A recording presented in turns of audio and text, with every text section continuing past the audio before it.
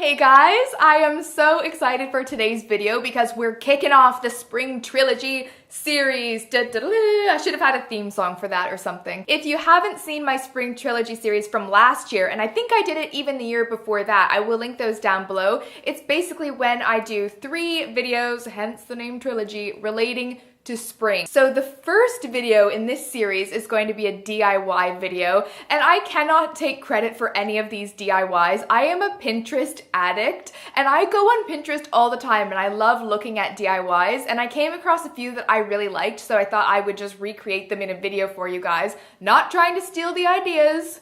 I did not come up with them. I don't really have that kind of creative mind, but I thought I could definitely follow the instructions and do it in a video. I'll also leave a link down below to my Pinterest profile so you can check out the DIY little section there, and you can click on the picture which will take you to the original post, if that makes sense. So if you want to see the actual instructions, you can click there. Make sure you stay tuned to the end because there may or may not be a little tiny giveaway at the end, which is DIY related, so that's exciting. So, on to the video. You probably already know this, but I am a big fan of cactuses, or shall I say cacti.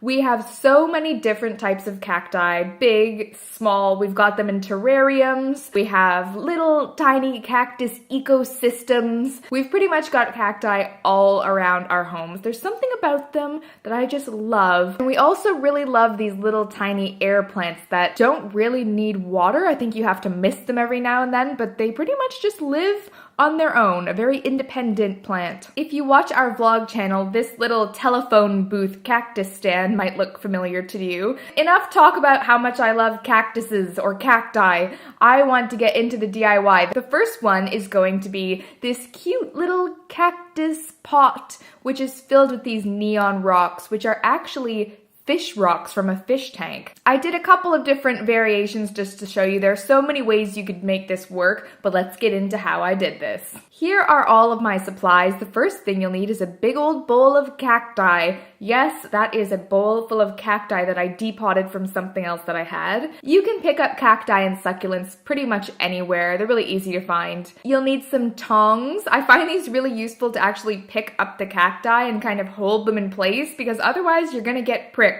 And you don't want to get pricked. For planting purposes, you'll need soil. We have a special kind of cactus soil. I think they need a special kind of soil. And here are my neon fish rocks. I got mine from eBay, but you could probably get them at any pet store. Try not to drop them like I did. And last but not least, you'll need some pots to actually plant your cacti in. Cacti, cactuses, cacti. Getting slightly cactus confused. So I just added a little bit of soil to the bottom of my pot, and then I took my tongs and I wanted to place the cacti in, you know, a strategic manner and just get them in the spot that I wanted them. And then I just kind of added some soil around just to help build it up so that you don't have to add as many rocks on top. Next, I'm using the same tongs to add the rocks. And this was actually quite handy and easy to kind of place the rocks in tight quarters. This is a messy process, and as you can see, I got a fork involved as well. Having a fork does make things extra handy just so you can get into all those tiny spots and cover up all of the soil. You can see it's already starting to take shape. It looks so bright, fresh, vibrant, and most importantly, very springy. So I'm on to the next pot now, and I'm just arranging these. And here you can see I'm taking a real take charge method. I'm just pouring the rocks in. I'm getting some balls, and I'm putting those rocks in, and yeah, that's what I'm doing. So here are the finished potted cacti. I think it looks so cute, and I love the color pink. You could use any color of stones that you wanted. They even have multicolored stones. The next spring DIY is super simple. All you need are some wooden hangers, you'll need a paintbrush, and of course you will need some paint because we're going to be painting the hangers. I just got some bright kind of ish colors. If they're too bright and you want to go for more of a pastel shade, just grab some white paint and sort of mix it all in together. Now I didn't want to get the actual metal hanger part covered in paint, so I'm just taping around the top part just so I can ensure a paint-free zone. The next step is very simple. You just start painting it. I'm sure we've all painted something before in our lives, even if it was in kindergarten, and it's very easy to paint, and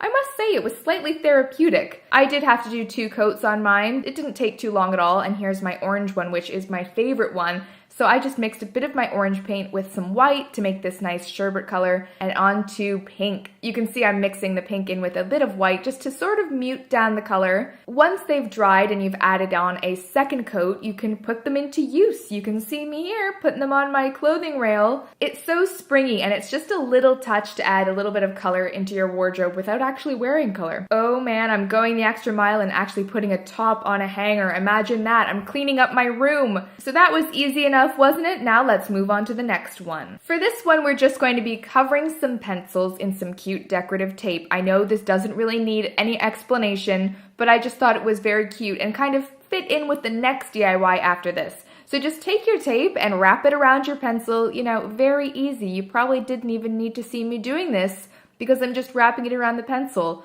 It did take me a while to get my stride, but eventually, you know, I got there in the end and I finished it. You know, I didn't do the neatest job ever, but it still looks cute. Here's one I did with a red polka dot washi tape. I love decorative washi tape. They are so freaking cute. Yeah, this one got a little bit messed up now that I'm looking at it, but you know, it's fine, it's fine. You should probably use pencils that don't have big black stripes on them because you can kind of see it through the tape. But once again, I'm just looking past that and I'm just gonna continue looking at the amazing washi tape because that stuff just calms me in a way I cannot explain. Now that you've got your cute pencils, we're gonna move on to some even cuter pencil holders. You don't have to use this for pens and pencils. I've got a little nail station set up, some paper clips. You can put anything in here, even makeup brushes. So let's get on to how I did this. Another easy one, oh yeah. First thing you'll need is a can and some tape. So make sure you actually empty the can first. I got to enjoy some canned peaches before I did this DIY. And just wrap some tape around the can. It doesn't have to be perfectly straight. In fact, I actually like when it kind of goes up on an angle. And then I just took the same paint I used for the hangers and just painted the bottom section of the can. Again, this did take 2 coats, so just paint your nails or watch TV or do whatever you have to do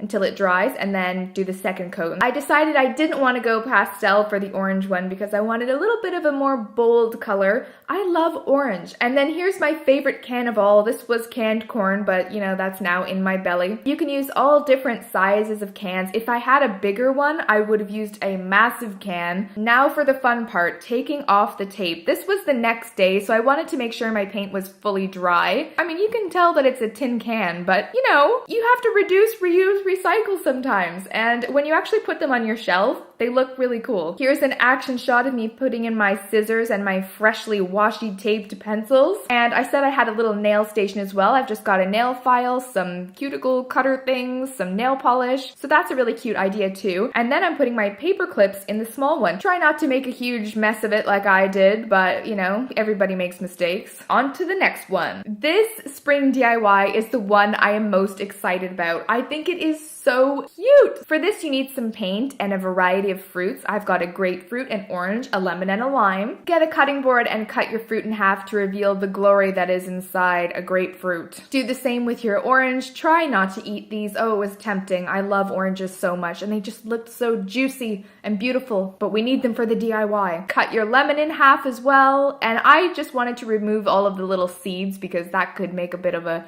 mess. So take the seeds out of there, and then same thing, just cut the lime in half, and we're ready to go. I wanted to do a few practice tests before I did it on the real paper, and here we go. This was the first try, and it didn't really turn out that well. Definitely too much paint on that one. So I tried it again with less paint, and it did turn out better, but still not, you know, not 100%. I decided practicing with a lemon wasn't good enough, and I wanted to practice on the orange as well. So just paint the top of the fruit and press it down. Oopsies, made a mistake. Woo! Don't panic, just pick it back up. All right, enough practice for me. I just wanted to go to town. So here I am painting the orange and just plopping it down on the paper. Oh man, the adrenaline was pumping when I did this. I was pretty nervous to reveal what it actually looked like, but it turned out really well. I was so surprised with myself, as you can see from my hand gestures. I just picked random places. I think it's better to start with the bigger fruits and work down to the smaller fruits, just because it's easier to kind of choose where each fruit needs to be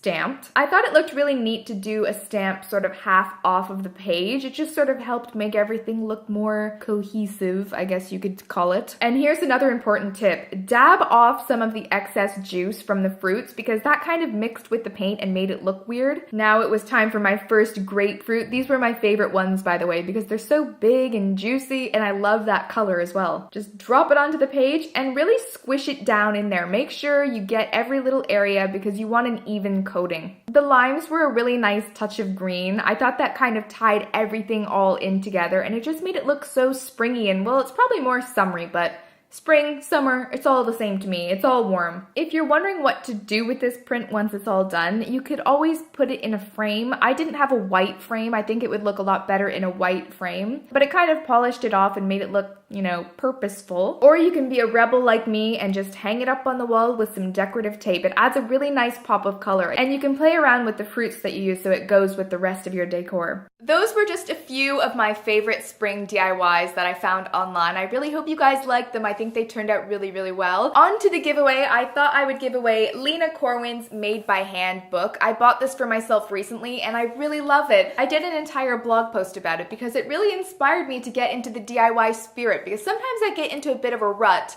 and I don't really feel like making anything or doing anything with my hands. That sounds weird, but I'm talking about DIYs. So I thought I would give a little copy away to someone. It is open internationally. All you have to do is give this video a thumbs up, be a subscriber of this YouTube channel, and leave a comment down below telling me what you thought of this DIY video, as well as your favorite DIY projects that you've ever done or when you're hoping to do, anything DIY related. I hope this got you into the spring spirit a little bit. Stay tuned for the next parts of the trilogy, which will be a beauty video and a fashion video. Ooh, the suspense is probably killing you. So that's all I'm gonna say. I'm gonna wrap it up and I will see you in my next video. Bye!